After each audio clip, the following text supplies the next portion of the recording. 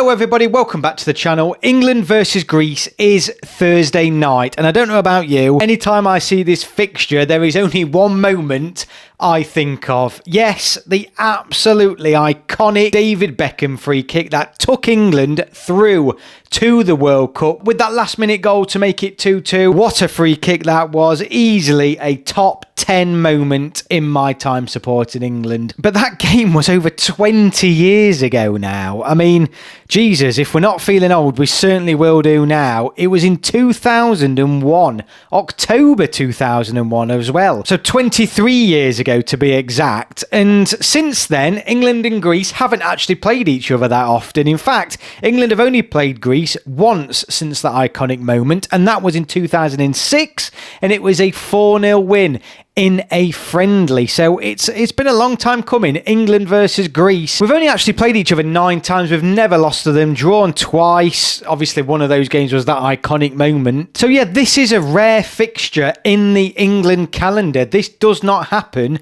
very often at all. And I'm really looking forward to it, particularly because these are the top 2 at the moment, going head to head and fighting it out for that top spot. And it is worth noting, after the first 2 match days, both Greece and England have played Finland and Ireland so far, so we've not played each other yet in this UEFA Nations League campaign, and at the moment Greece are top, having scored more goals. So England need to win this, and arguably whoever wins this is then comfortably set up to then go on and win the rest of the group. Obviously this is at Wembley, England are at home.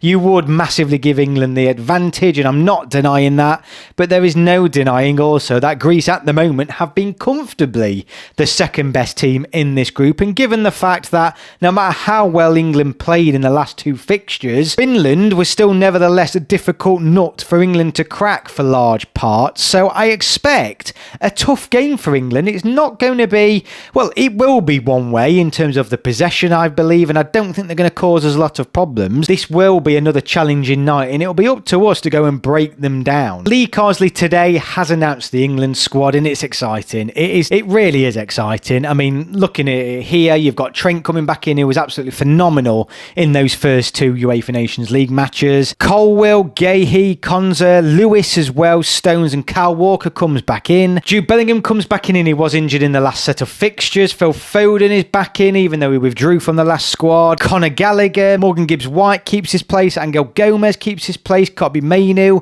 Cole Palmer is probably the most informed player in the Premier League this year. Declan Rice, Anthony Gordon, Jack Grealish, Harry Kane, Noni Madueke keeps his place, Bukayo Saka, Dominic Solanke. Speaking of the past, Dominic Solanke has been brought in, not quite as far as 20 years back, but it is 7 years ago since he last won an international call-up and a cap. So, and it's fully deserved, and it is 100% fully deserved. So good luck to Dominic Solanke. Let's see what he can do. He's been banging the goals in for a consistent number of months now. And of course, Ollie Watkins. So that is an exciting England squad, no doubt about it. And it continues that trend of Lee Carsley making big calls, willing to bring the informed players in, and basically telling players that you're not going to get in unless you're playing well. Maguire, Bowen, Livramento, and Eze are the 4 players in particular who have missed out from the last squad. And I just think this squad emphasises Lee Carsley's intent to play a young, attacking, and exciting football with the national team. And I expect England to play really well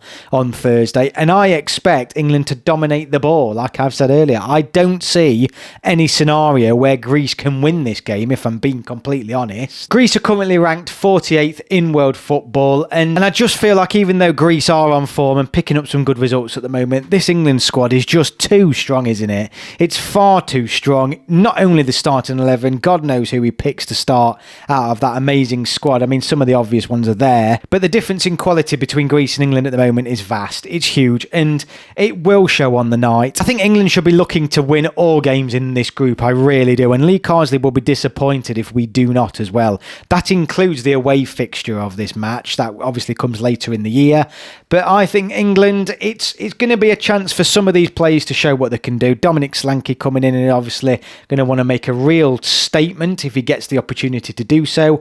Cole Palmer at the minute is absolutely playing out of his skin. Everyone's looking back now thinking Gareth Southgate was an idiot for for not playing him, more in the Euros. I don't agree with that. I don't think at the time many of us were absolutely screaming for Cole Palmer to start, considering the form that Bellingham, Saka and Foden had at club level last year, even though Cole Palmer, which I argued previously, was the best English player in the Premier League and probably in the world.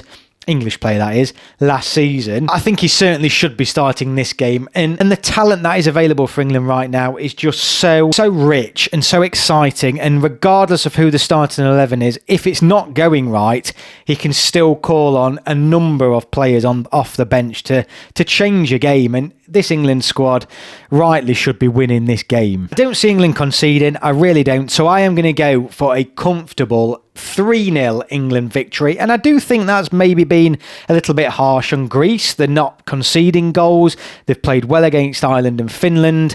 I just feel like I don't think this is going to be a quick fire, few goals and then that's it. I think it's going to take till the second half for England to score the opener. I think after that, though, the game will then tend to open up. Not because Greece will come out, but I just think once you lose one goal, your heads drop a little bit. I do think that first goal is key. Once that first goal goes in, I can see England getting more. But the longer it goes on, who knows? Maybe it could be a 1 or 2-0. But I'm committing to 3-0. With the form that these England players are in at the moment and the fact that it's at Wembley, I just can't see anything than a really comfortable England victory on the night. Let me know your thoughts in the comments below. I will be at the game Thursday night, so it'd be great to see some of you there. Hopefully England will claim another 3 points in their journey to reclaim a spot back in League A. It should happen. It should happen comfortably. Up the England. Thank you all so much for watching, and I will see you all on my next video.